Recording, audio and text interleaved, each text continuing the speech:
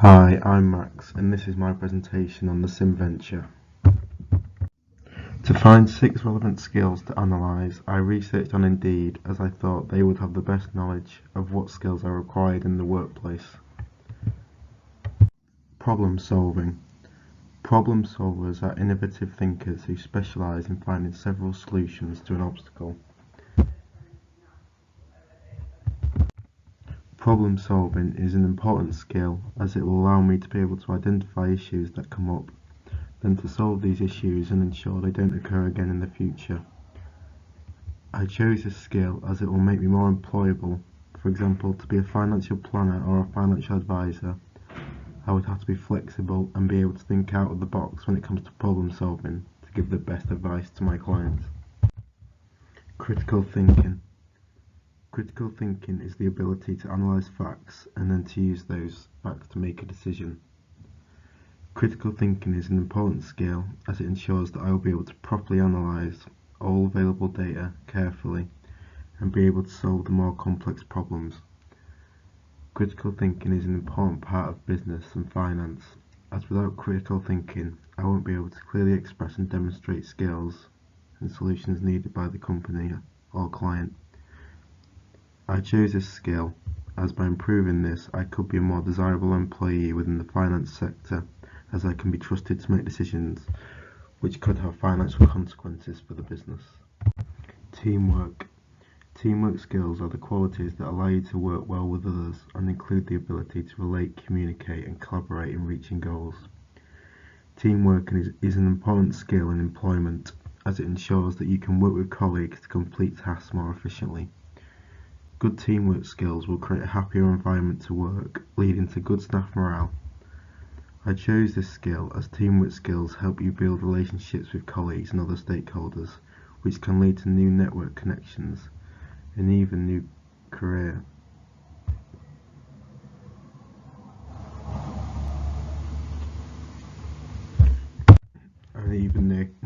opportunities. By improving my teamwork skills, I could potentially open new career avenues for myself, which could see me get better, more respected jobs down the line. Organisation.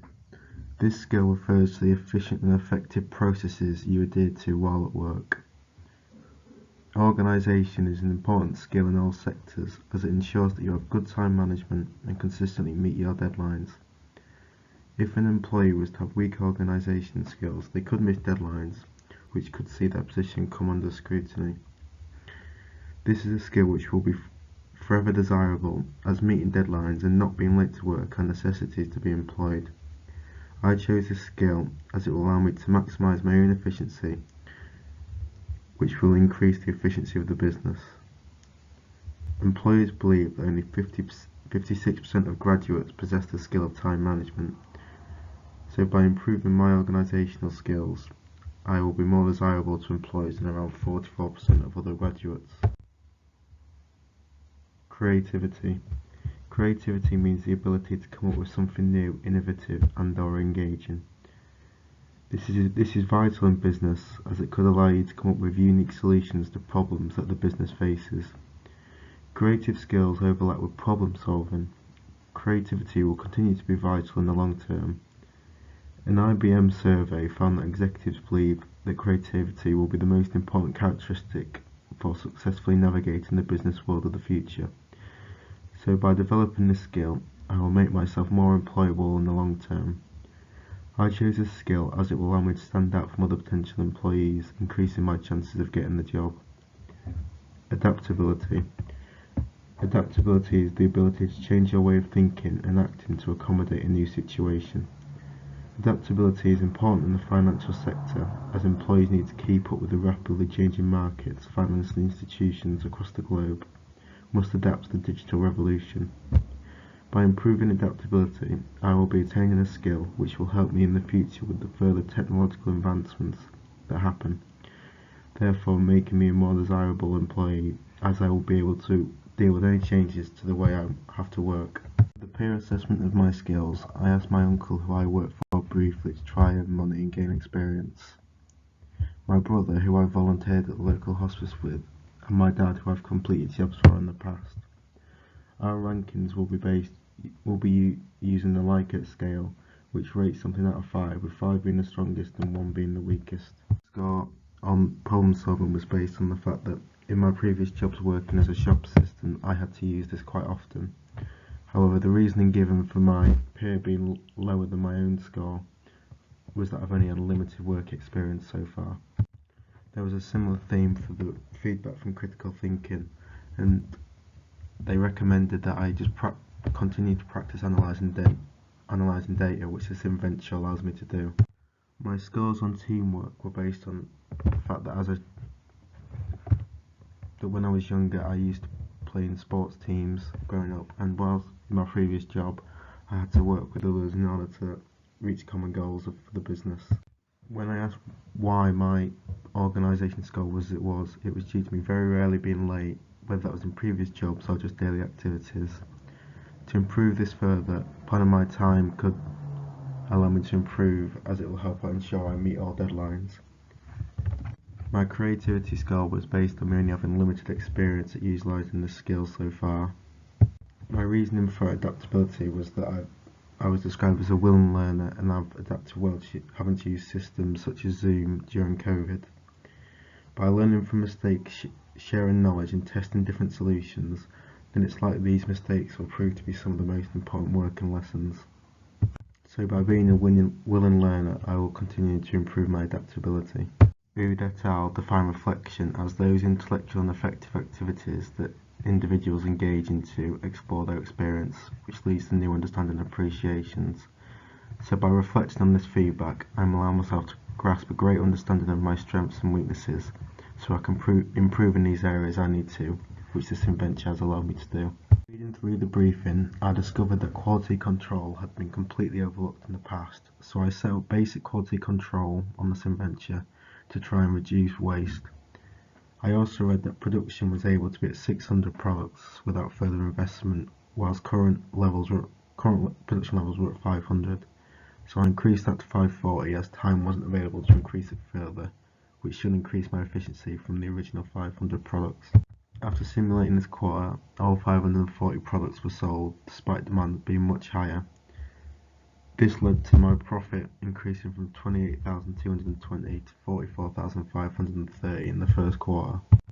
To rectify the demand being higher than sales, I once again increased production levels, but I had to increase the number of staff in order to do this, which would obviously increase costs.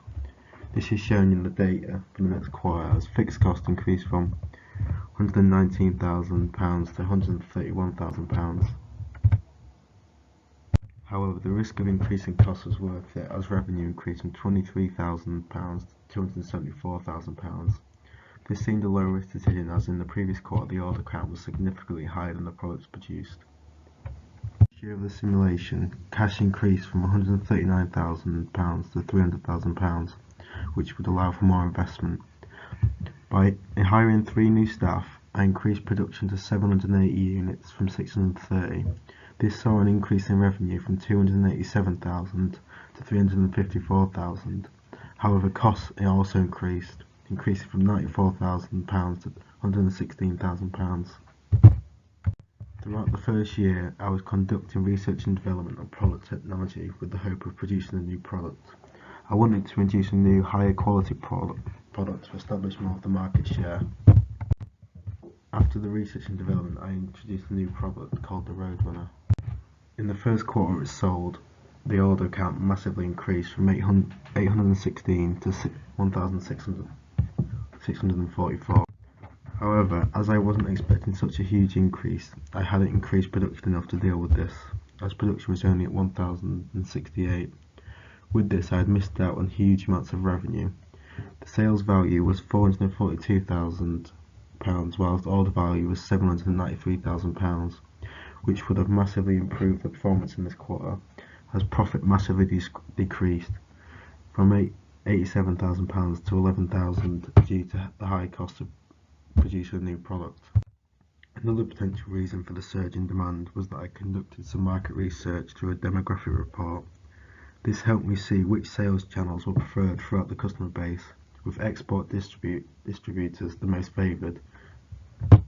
My phase was efficiency. which in the first 2 years of the simulation dropped from 87% to 68%. This is because, with the business still contracted to be located at the rural premises for the first 2 years, there was limited space for production. To deal with the limited efficiency, I had to increase the workforce to increase available hours, which increased costs further. This caused me to perform losses starting in the 4th quarter of the 2nd year. By the start of the 3rd year, cash leaving the business was over £700,000, compared to just under £200,000 when I started the simulation. Throughout this huge increase in cost, I was continuing to have much higher demand than production. This led me to make the rash decision of increasing the price of the products. However, this risk didn't work, as sales fell to 749 from 988 the previous quarter, which the sales revenue fell from £490,000 to £473,000. This fall in revenue was a disaster considering the huge increase in costs over the previous quarters, causing losses of over £100,000 in the 1st quarter of the 3rd year. As a result of this strategy not working, I reduced the price of the products back to what they originally were, which caused a huge rise in sales, increasing to 1,144 with a value of £646,000, which saw me make a profit once again of £62.8 thousand. Despite sales increasing, I was still producing less than demand, so I decided to increase the overtime to increase available hours for production. At the end of the 3rd year of simulation, the business was struggling, mainly as costs were still too high. The business only had £24,000 cash compared to £300,000 at the end of the 1st year. This is mainly due to the huge operations costs which I spent on staff due to poor efficiency. To deal with the efficiency problem, I re-agreed the deal for the land, but this time with 2,000 square metres rather than just 800. This increased efficiency to 94% from 56%, as the workplace was less cramped, which allowed me to reduce the number of staff I employed, reducing operations costs to £205,000 from £298,000. This helped reduce quarterly losses to £30,000 from £142,000 in the previous quarter. During this time, the bank was starting to apply pressure and warning that they may be forced to close the business down if there weren't improvements in financial results. Product 1 orders were at 327 products, and Product 2 orders, the Roadrunner, were at 889 orders. So using this information, I altered my production accordingly. This allowed me to reduce the workforce as production didn't need to be as high, which ultimately reduced costs. This reduced costs on operations to £151,000 from £195,000 and helped reduce losses to £16,000 from £30,000 due to the lower costs. In the hope of increasing efficiency, which would allow me to further reduce costs by reducing the size of my workforce, I expanded the working space from 2,000 square metres to 2,400 square metres, as the workplace would be less cramped. Efficiency increased from 75% to 809% in the business. By doing this, I was able to reduce the workforce further, decreasing operational costs to £111,000, all without impacting production levels. However, orders fell in this time, as well as producing 285 for Product 1, only 166 were sold, so there was potential to further reduce costs to meet demand, but I didn't anticipate the fall in sales, so as a result, the business continued to perform badly, with cash in the business continuing to fall to minus £585,000. In the final quarter of the simulation, sales fell, causing a drop in market share from 12% to 8%. To have improved this, if the simulation would have continued, I would have either had to take the risk of reducing the price in order to see demand increase, making up for the reduced price as I would sell more products, or increase costs by investing into more promotion of the product in the hope of attracting more customers to the business, but this would be a risk as costs would further increase. When we reflect on the SimVenture, I'm first going to use Gibbs's reflective model. For description, I simulated 16 quarters on the SimVenture of a business. Using the SimVenture allowed me to practice analysing data and then making data-led decisions in order to try and make improvements to what was going wrong. Feelings. I felt motivated to try and perform well in the simulation. I was also inquisitive about all the financial data and was interested to see how I could make a change over time and how this would let me know how good my skills are at the moment. For evaluation, the things that went well were the improvements to efficiency based on looking into why I was inefficient, which was the cramped workspace. The market research also allowed for me to design a product catered to what the customers desired.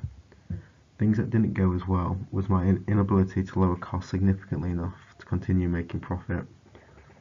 Another thing was producing enough to meet demand, which I could never fix over the 4 years. Overall, I feel like I improved my problem solving, critical thinking and creativity skills as the simulation provided me with a platform to practice these. Analysis.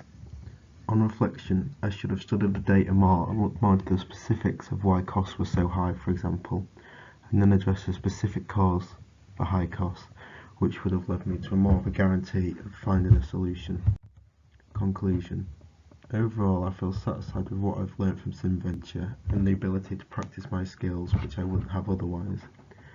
And I understand that my poor performance in the profit data allows me to look at what went wrong and improve it in the future, allowing me to develop my skills further and focus on where I'm weakest. Action plan. In order to improve in the future, I'll remember to look more into the detailed specifics of why something is happening and question why that is, and try carefully come up with a solution based on the more detailed and relevant data. Another reflective model I'm going to use to reflect on the SimVenture is Kolb's reflective cycle. For experience, I'm reflecting on the SimVenture. Before starting, I was eager to see how it worked and how it could help improve my skills and give me a platform to develop these. Looking back on it now, I think it was able to help me improve my skills by giving me the chance to practice these. To reflect, overall I think I was able to successfully make decisions based around the briefing and also look at some parts of the data to make informed decisions on how to improve the performance of the business. For example, looking at sales and where the specifics of the sales were. Things that didn't go well was trying to solve the problem of high costs whilst also allowing production to maintain at the same level, which was an issue I couldn't solve during the whole simulation. I think this is due to not addressing the low efficiency issue soon enough, causing me to take on more staff to increase production, which skyrocketed my costs, which made me unable to deal with it. Conceptualize. I think the SimVenture allowed me to develop and practice my skills of making decisions to solve problems and analysing data. Elaven and Codinger found that students who explained their steps during problem solving practice with a cognitive tutor learned with great understanding compared to students who didn't explain. By explaining my steps and analysing where I went wrong, I have developed a better understanding of what went wrong, which allows me to focus my improvement more specifically on my weaker areas. Apply. In future, I should try and look at different techniques to come up with a solution to a problem, rather than just completely going with one technique until it works. I should mix strategies rather than just being stubborn. For example, by continuing to increase the workforce when I should have looked at other ways to get more available hours. Another example is I could have produced more of the product I designed in order to increase the revenue, as this was the more expensive, high quality good. Dewey refers to reflection as an active and intentional process that can potentially be discomforting to begin with, but ends with learning and deeper insights. By using these reflective models, I had to admit that I had made mistakes and explain where I had gone wrong, which was a little uncomfortable and relatively new for me, and a little bit embarrassing as to explain where I'd gone wrong. But I believe by the end, the two models provided me with the structure to force me to look at what went wrong, which allowed me to come up with an action plan on how to improve. And here are the references that I used, and here are the rest of the references that I used in my presentation. Thank you for listening.